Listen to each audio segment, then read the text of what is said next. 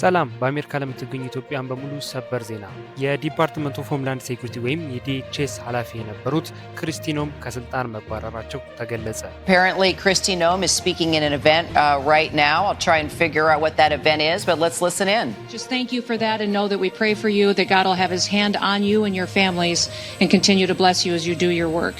የዲኤችኤስ ኃላፊ ክሪስቲ ኖም ከስልጣን በመባረራቸው ምክንያት መጪው ጊዜ በአሜሪካ ለምንገኝ ስደተኞች መልካም እንደሚሆን ተገልጿል። የዲፖርቴሽንና ስደተኞችን የሚመለከቱ ጉዳዮችም በከፍተኛ ሁኔታ እንዲቀየሩ ተደርገዋል። በዛሬ ቪዲዮ የዲፓርትመንት ኦፍ ሆምላንድ ሴኩሪቲ የዲኤችኤስ ኃላፊ የሆኑት ክሪስቲ ኖም ለምን ተባረሩ፣ እንዲሁም በምትካቸውስ ማን ወደ ስልጣን መጣ፣ ለእኛ ለስደተኞችስ ምን ያህል አስፈላጊና ኢምፖርታንት እንደሆነ ከአሁኑስ ምን ማድረግ አለብን የሚለውን አጠቃላይ ኢንፎርሜሽን ሼር ማድረጋችሁ ወይም ማጋራችሁ ይሆናል። ስለዚህ ምንም አይነት ሁኔታ በአሜሪካ የምትገኙ ኢትዮጵያን ሙሉ ቪዲዮን መከታተላችሁን እንዳትረሱ፣ ምክንያቱም እጅግ በጣም ኢምፖርታንት መረጃ ሼር ስለማድረጋችሁ ማለት ነው። ነገር ግን ከዛ በፊት እኔን ለማታውቁኝ ሰዎች ጆሲ ይባላል። እንደዚህ አይነት ከዩኤስ ኢሚግሬሽን ጋር የተገናኙ ቪዲዮዎች ለማዘጋጀው። ስለዚህ እንደዚህ ቪዲዮችን ማግኘት የምትፈልጉ በአሜሪካ የምትገኙ በግሪን ካርድ በአሳይለም እንዲሁም በተለያየ አይነት የቪዛ አማራጭ የምትገኙ ኢትዮጵያና ኤርትራውያን ቻናሉን ሰብስክራይብ ማድረጋችሁ እንዳትረሱ። ቪዲዮም ከመጀመሩ በፊት ሁላችሁም ላይክ ያደረጋችሁ መጀመራችሁ እንዳትረሱ። ወደ ጉዳያችን እንግባ።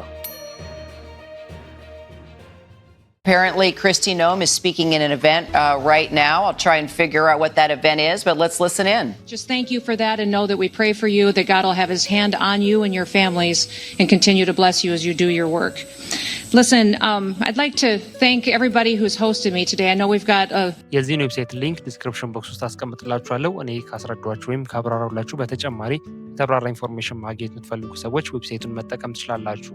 መግቢያ ላይ እንደነገርኳችሁ የዲፓርትመንት ኦፍ ሆምላንድ ሴኩሪቲ ወይም የዲኤችኤስ ኃላፊ የነበሩት ክሪስቲ ኖም ማለትም ብዙ አዳዲስ ህጎችን ባለፉት ጊዜያቶች ማለትም ለረጅም ያክል ጊዜ ስደተኞችን የሚያስጨንቁ እኛ በአሜሪካ የምንገኝ ኢትዮጵያንን የሚያስጨንቁ ወደ ዲፖርቴሽን እንድንገባ ቪዛ እንድንከለከል ቲፒኤስ እንዲቋረጥብን የመሳሰሉትን አይነት ውሳኔዎችን ሲወስኑ የነበሩት ባለስልጣን ክሪስቲ ኖም ማለት ነው በዛሬው ዕለት ከስልጣን መባረራቸው ተገልጿል።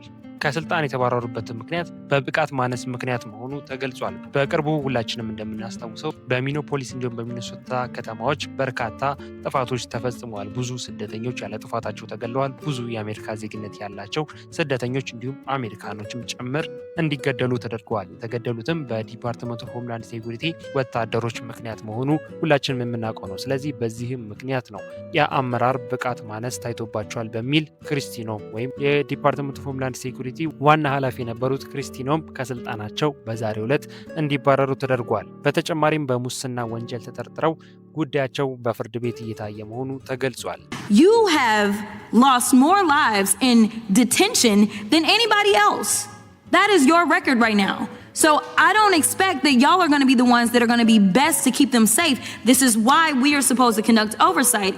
ታዲያ ክሪስቲ ኖም ከስልጣን በመነሳታቸው ምክንያት መጪው ጊዜ ለእኛ ለስደተኞች ማለትም በአሜሪካ ለምንገኝ በህጋዊም ሆነ በህገ ወጥ መንገድ በአሜሪካ ለምንገኝ ኢትዮጵያኖችና ኤርትራውያኖች አጠቃላይ ስደተኞች እጅግ መልካም ጊዜያቶች እንደሚኖሩ ተገልጿል። በተጨማሪም ክሪስቲ ኖምን ተክተው የተተኩት አዲሱ ባለስልጣን ከዚህ በፊት በነበራቸው ሂስትሪ ወይም ከዚህ በፊት በሰሩት ስራ መሰረት ሲታይ ለስደተኞች መልካም የሚባል አመለካከት ያላቸው እንዲሁም የሚሰሩትም ስራ አሪፍ የሚባል ማለትም ሁሉንም ዜጋ ያማከለ ሀሳብ የሚያመጡ በሳል ባለስልጣን መሆናቸው እየተነገረ ይገኛል። ስለዚህ ከዚህ ጋርም ተያይዞ መጪው ጊዜ ቅድምም እንደነገርኳችሁ ለስደተኞች መልካም እንደሚሆን የተገለጸ ይገኛል። ከሀገር መባረር ወይም ዲፖርቴሽን እንዲሁም ደግሞ አጠቃላይ ያሉ የቪዛ ጉዳዮችም በከፍተኛ ሁኔታ ማሻሻያ ይደረግባቸዋል። ሰሞኑን አዲስ መግለጫ ይወጣል ተብሎ ይጠበቃል። ይህ መግለጫ በሚወጣበት ጊዜም ቶሎ ተከታትዬ ማደርሳችሁ ይሆናል።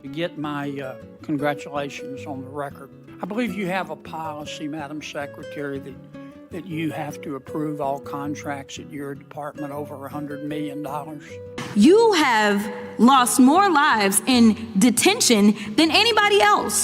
That is your record right now. So I don't expect that y'all are going to be the ones that are going to be best to keep them safe. This is why we are supposed to conduct oversight and not wait for you to give permission. In fact, after I left the Dilley facility, we were informed of a measles outbreak.